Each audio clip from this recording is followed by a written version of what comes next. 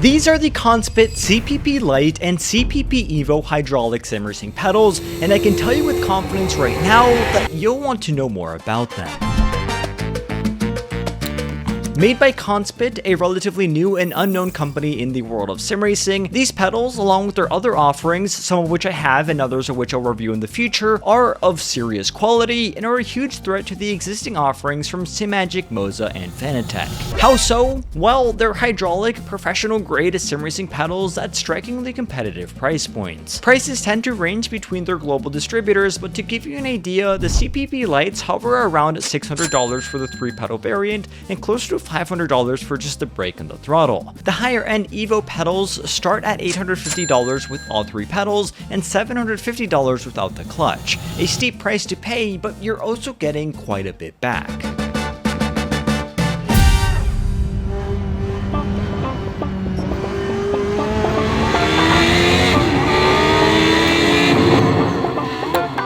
Sent to me by Conspit for review, I've been putting both of these pedals through the test for quite a while now, seeing how they differ, how they feel, and more importantly, how they perform, and I can tell you right now, they're both really good, but not without their downsides. Starting by looking at the pedal bases, you can immediately see the difference in quality between the Lite and the Evo versions. The Lite features subtle purple accents and is primarily made of a hard plastic material with some metallic reinforcement underneath. They don't look bad at all, and they still performed and held up well under hard braking. However, they really do pale in comparison to the Evo version's fully metallic baseplate, gold accents, and a tad more adjustability. In general though, both of these pedal bases are fundamentally the same, with a very similar design, same functionality, and similar performance. Now, one of the most noteworthy aspects of both of these pedal bases are found underneath. Here you'll find the control box where you individually plug in all 3 pedals, including the small power cable for the rumble motors. Conspit have excellently designed this with cable management in mind, and once it's all said and done, in both products all you have are 2 subtle cables running out of the pedal set, one being the USB and the other the power cord. Literally every other cable is completely out of sight as they all sit underneath the base plate, so all in all, these are very well designed and good looking pedal plates which are significantly different in quality but are fundamentally the same.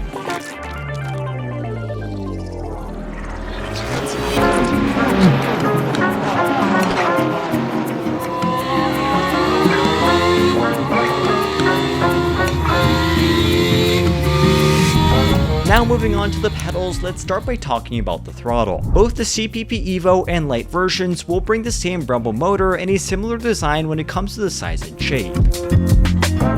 Starting with the Lites, the quality here, and especially for being the lower end of the two, is still very commendable. It's made entirely of metal, comes with a long formula style pedal face, and despite its simple and minimalistic design, it can be significantly adjusted without much hassle. The purple knob will adjust the spring preload for a softer or stiffer feel, and overall there is nothing to complain about here. The feeling is completely smooth, silent in operation, and extremely easy and precise to modulate. Moreover, both pedals are also fitted with a non-contact Hall effect sensor, which is fast, accurate, and reliable. However, an absolute standout feature for me, and probably for you, will be the rumble motors. Fitted on both the Evo and the Lite pedals, you can set it to indicate wheel spin, ABS activation, or whatever you want with SimHub, and overall it took the immersion to another level. I mean, while you're driving, you can literally feel the rumbles and small details which I've never felt before, something which was seriously immersive.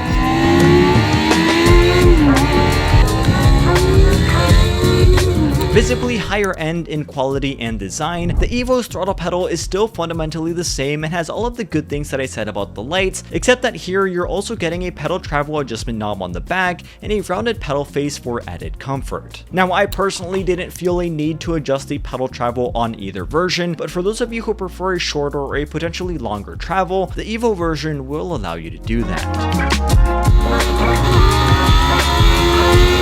Overall though, both of these throttle pedals do an excellent job and they both felt and performed identically. That said, let's now move on to the clutch, a pedal which is significantly harder to master.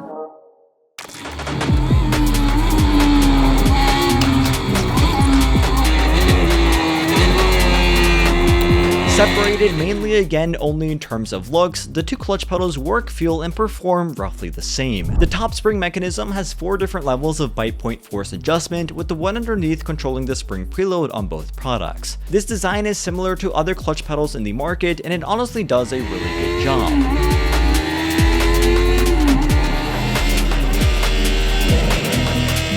At default, the clutch pedals come with a very subtle bite point feel, which I felt right at home with. To me, this resistance and feel made it easy for me to heel toe downshift, and it wasn't distracting like the clutch in the MOZA CRP2s that I reviewed a few weeks ago. Worth noting is that making adjustments in the preload resistance and bite point settings can drastically change this feel, however. But again, for me, it felt best at its standard configuration.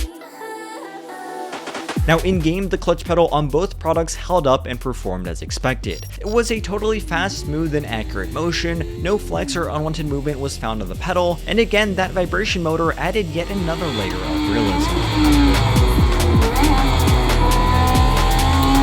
Now the overall design and the look of the clutch pedal is once again taken to the next level with the higher end Evo version, as it features the gold accents, a protruded design on the base and pedal arm, and a girthier spring preload, which despite looking better, performed identically from my testing.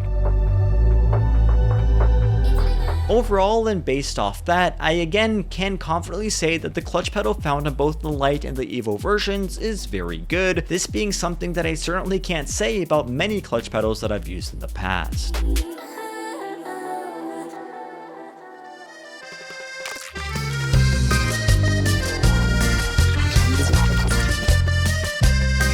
Now finishing off with the star of the show, the brake pedal will be, without a doubt, the main difference maker between these two pedal sets as well as their biggest selling point. Starting off, on the higher end Evos, you'll find more adjustability such as fine tuning on both the front and the rear preload, as well as additional included elastomers for some added adjustability. On the Lights, you'll only get the front preload adjustment knob, something which for the most part was good enough for me, but may not be for those seeking a less dampened feel, something that the Lights very much have. In this sense, when using the Lights, you do get that hydraulic sensor which feels realistic, but it did always give me a spongy resistance which I personally liked, but it did take me a bit to get adjusted to. This feeling is able to be mitigated more on the Evos, which did feel more springy in a good way, and similar to the Cube Controls SP01s, which have a widely acknowledged excellent brake pedal.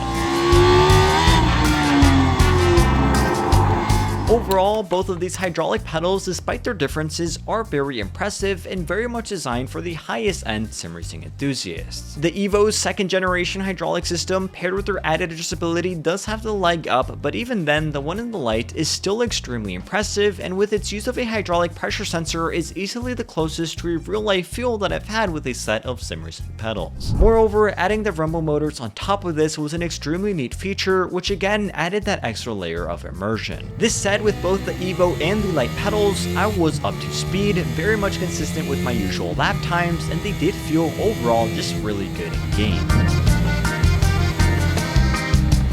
So in conclusion, both the Conspit CPP Lite and CPP Evo hydraulic pedals deliver impressive performance and build quality, very much putting them in strong contention with established competitors like Simagic, MOZA, and Fanatec. The major differences between these two pedals lie in the materials and the adjustability, with the Evo offering a more premium, fully metallic construction, additional tuning options, and a generally more refined feel. That said, the CPP Lite pedals still hold their ground remarkably well, providing a high level of performance at a more affordable price point. Now, all of this of course sounds great, but I did mention that there are some drawbacks, and those are primarily associated with the software. Though this may vary by person and will likely get fixed soon, at the time of my recording, the Lights only worked for me using an older version of the Conspit software, with the Evos only working with the newer one. Interestingly, the Lights rumble motors also did not want to work on iRacing, but they did perfectly fine with ACC, and the Evos worked easily with both. Now, these are all easy fixes and will likely get refined, but it was still very annoying. Furthermore, I think that Conspit can do a better job in their product page website to better explain what these pedals are all about. Ultimately, I think that this company's products are of seriously high quality, but the unprofessional, rushed looking website certainly doesn't convey that. Furthermore, if you want to buy these pedals, you have to buy them through one of Conspit's distributors, and unfortunately they currently don't have any in the United States. Overall though, other than those issues, these products are seriously impressive, competitive for their price points, and certainly worth your consideration even in the competitive landscape of sim racing hardware now approaching 2025. So of course, let me know your thoughts on these pedals down below, and with that, this has been my full review on the current lineup of Conspit hydraulic sim racing pedals. And so with all of that said, and as always, thank you all for watching, stay safe, and have a fantastic rest of your day.